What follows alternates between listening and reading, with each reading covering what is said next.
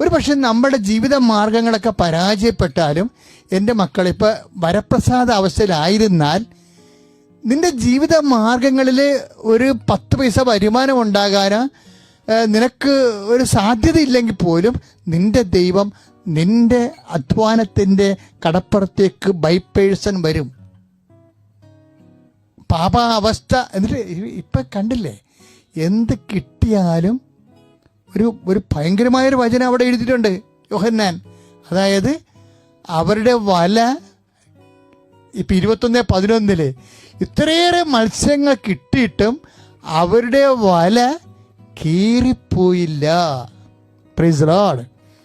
അത് നിസ്സാര കാര്യമല്ലത്. ശരിക്കും ഇത്ര അധ്വാനിച്ചിട്ട് വല കീറിപ്പോച്ചെങ്കിൽ എന്ത് പറ്റിയേനം? എല്ലാ മീനും കടലിൽ തന്നെ പോയേനം. അപ്പോൾ വല കീറ